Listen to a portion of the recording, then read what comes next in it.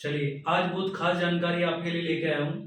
वो लोग जो सरकारी नौकरियों की तैयारी कर रहे हैं या जिनके परिवार में कोई दूसरा उनका कोई रिलेटिव सरकारी नौकरी के लिए तैयारी कर रहा है, तो उनके लिए बहुत खास टॉपिक है। उनको जो है 10% का रिजर्वेशन कैसे मिल सकता है, ठीक है? तो उनके लिए बहुत खास जानकारी होने वाली है, पूरी वीडियो को देखिएगा। देखिए, ये है जिसके माध्यम से 10% रिजर्वेशन मिलता है। EWS EWS means economically weaker section, मतलब आर्थिक रूप से जो लोग पिछड़े हैं, जिनकी इनकम जो है वो कम है, वार्षिक जो इनकम है, ठीक है। अब ये वार्षिक इनकम जो है कैसे डिसाइड होती है, तो ये आपके जो तहसीलों में सर्टिफिकेट बनते हैं उनके माध्यम से इसको डिसाइड किया जाता है। तो फाइनली ये है कि इकोनॉमिकली वीकर सेक्शन है, मतलब आर्थिक रूप से पिछड़े वर्ग के सदस्य होने चाहिए, ठीक है। अब देखिए, इसके बारे में हम बात करेंगे, सारी वो योग्यता क्या है, कौन इनको बनवा सकते हैं और क्या क्या उसके लिए डॉक्यूमेंट्स चाहिए होते हैं, क्या क्या उसके लिए कागज चाहिए होते हैं, ठीक है। उसको वो हम सारी बातें करेंगे, ठीक है। चलिए, कौन पात्र नहीं है उसकी भी बात करेंगे। देखिए, सबसे पहले थोड़ा सा इसके बारे में जान लेते हैं। ये 2019 से पहले प्रावधान नहीं था। ये जो है हमारे संविधान में 103वां संशोधन किया गया था। 103वां संशोधन अधिनियम 2019, मतलब 2019 में इसको लागू किया गया था, ठीक है। अब देखिए, सीटों में आरक्षण, तो कुल सीटों का 10% रिजर्वेशन होता है उन लोगों के लिए जिनके पास ईडब्ल्यूएस का सर्टिफिकेट है। जो आर्थिक रूप से पिछड़े वर्ग के लोग हैं उनके पास 10% का रिजर्वेशन होता है, ठीक है।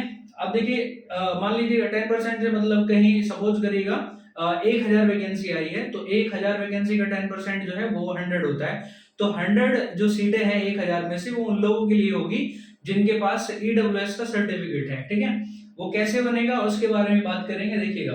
तो सीटों में आरक्षण 10% का होगा, लेकिन ध्यान रखिएगा ये जो आरक्षण है वो शिक्षण संस्थान में भी लागू होता है और नौकरियों में भी लागू होता है। शिक्षण संस्थान से मतलब देखिए, वो संस्थान जो सरकार के नियंत्रण में हो, वो संस्थान जो सरकार का स्वामित्व जिनके ऊपर हो, ठीक है, उन संस्थानों में जो है आपको 10% रिजर्वेशन मिल सकता है। देखिए, उन संस्थानों की बात नहीं कर रहे हैं जो अनुच्छेद 30 के अंतर्गत आते हो, ठीक है, संविधान के अनुच्छेद 30 के अंतर्गत आते हो, जैसे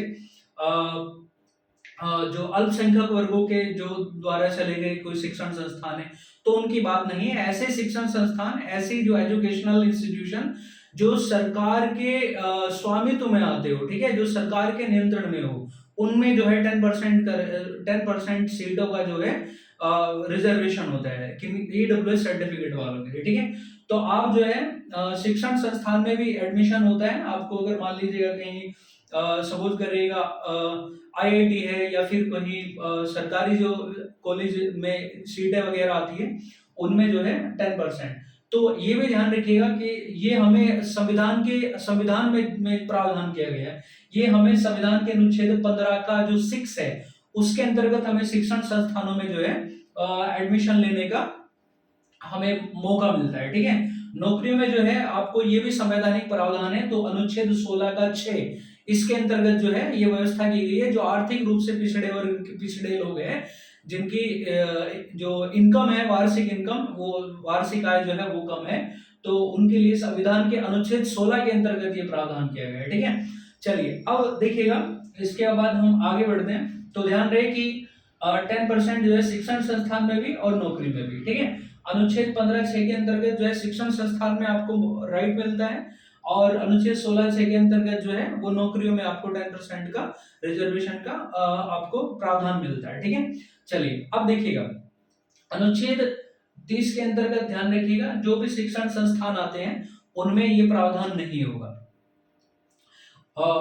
मतलब कि जो अल्पसंख्यक वर्ग है उनके द्वारा जो अपने प्रशासनिक अपने जो है अल्पसंख्यक वर्गों के द्वारा जो शिक्षण संस्थान चलाए जा रहे हैं, वो जिसमें सरकार का कोई हस्तक्षेप नहीं है, ठीक है, तो उसमें आपको नहीं होगा, वहां पर प्रावधान नहीं होगा। तो अनुच्छेद 30 के सिवाय, ठीक है, मतलब जो आपके सरकारी नियंत्रण में आते हैं, जो सरकारी स्कूल कॉलेजेस हैं, उनकी बात हो रही है, ठीक है। चलिए, अब देखिए दूसरी बात, उत्तर प्रदेश से बाहरी उत्तर प्रदेश में पात्र नहीं होंगे।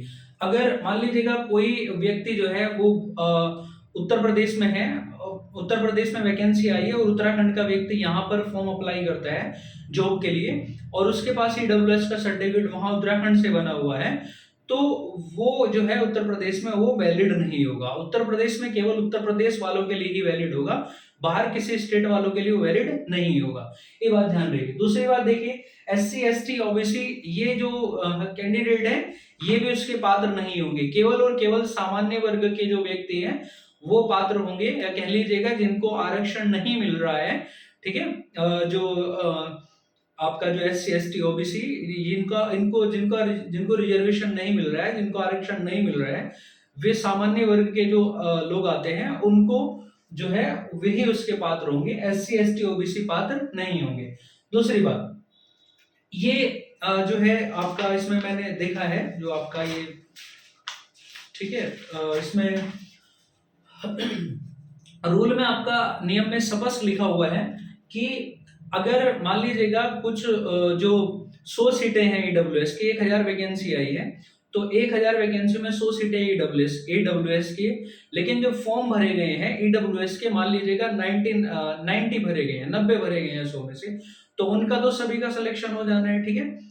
उनकी अगर परफॉर्मेंस अच्छी है, वो बाकी सरकार डिसाइड करती है, उनका जो है तो हो ही जाना है। लेकिन ध्यान रखिएगा अगर जो आपकी 90 सीट बची होती है उसमें अगर मीन्स अनुपलब्धता है, अनुपलब्धता से मतलब 10 लोग नहीं है, तो उनकी जगह जो है सामान्य श्रेणी के जो लोग हैं वे अगर योग्य है तो उनको जो है वहां पर प्रावधान कर दिया जाता है। अब ऐसा नहीं होगा कि भैया 100 सीटें उनके लिए थी लेकिन 90 ही लोगों ने फॉर्म अप्लाई किया, हालांकि ज्यादा हो जाते हैं वो बात अलग है, लेकिन सरकार ने नियम में प्रावधान किया हुआ है कि अगर इनकी सीटें अनुपलब्ध होती है, 10 लोग 20 लोग कम हो जाते हैं, तो ऐसा नहीं होगा कि हम 20 सीटें जो है अगले वर्ष के लिए हम रिजर्व करके रखेंगे, नहीं, वो उसी साल जो है उनको रखा जाएगा, वो सामान्य श्रेणी के लोगों को शामिल कर लिया जाएगा अगर वो इसी योग्य है तो, ठीक है।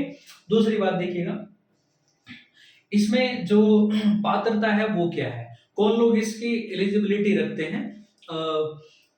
जनरल कैटेगरी में भी उनकी भी एलिजिबिलिटी है, वो क्या होगी देखिएगा। एक तो आर्थिक रूप से वो पिछड़े हो, ठीक है।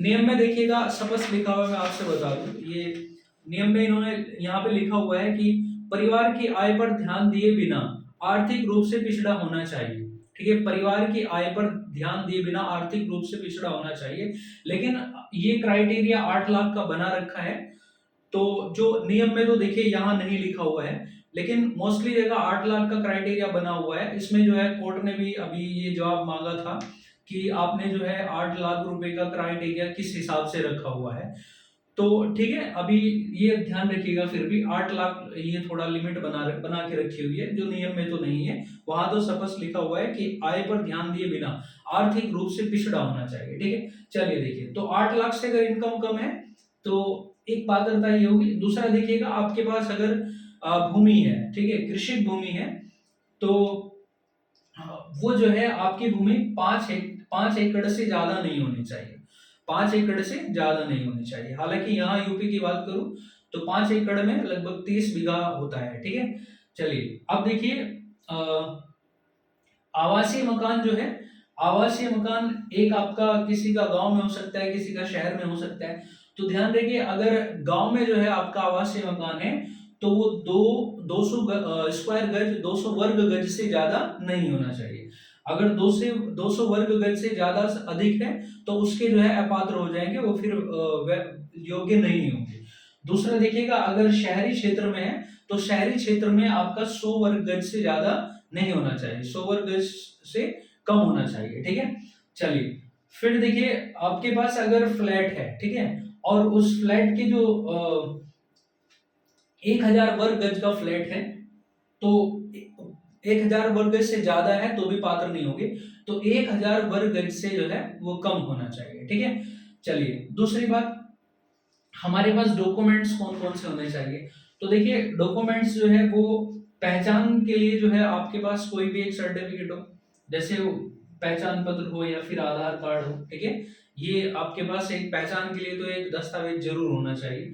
दूसरा देखिए ये निवास प्रमाण पत्र आपके पास होना चाहिए, निवास प्रमाण पत्र, ठीक है। ये देखिए यहाँ लिखा हुआ है कि निवास प्रमाण पत्र जो तहसीलदार की श्रेणी से नीचे का न बना हो, मतलब ये नहीं कि आप जो है किसी तहसीलदार से नीचे की श्रेणी के जो अधिकारी कर्मचारी है उनसे आपने लिखा लिया, वही चल जाएगा? नहीं भैया, तहसीलदार की जो श्रेणी है या तो तहसीलदार द्वारा बना हुआ हो या तहसीलदार की श्रेणी से ऊपर का बना हो। हालांकि आज सब ऑनलाइन है, ठीक है, तो ऑनलाइन बन जाते हैं।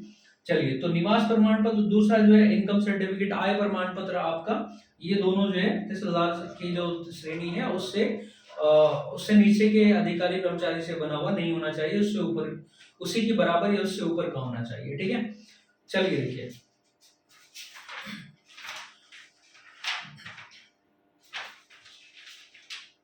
देखिए, थोड़ा सा मैं इसके अलावा आपको और जानकारी देना चाहूंगा। देखिए, आप कोई भी अगर ये सर्टिफिकेट बनवाने जाता है तो वो कुछ बातों को पहले ध्यान रख लीजिएगा। जैसे आप अगर इसको बनवाने जाओगे तो देखिए, आपको अब ये डॉक्यूमेंट्स तैयार कराने होंगे, साथ ही साथ वहां जो है आपसे एक एफिडेविट भी मांग लेते हैं, तो आपको एफिडेविट लगाना होगा। दूसरा, आप अपना समय निकाल के जाओगे, नहीं बन पाया तो आपका समय भी वेस्ट होगा। तो भैया, अपना पैसा और अपना जो टाइमिंग है उसको बचाइएगा, कुछ उन चीजों को पहले ही ध्यान दे लीजिएगा, ठीक है।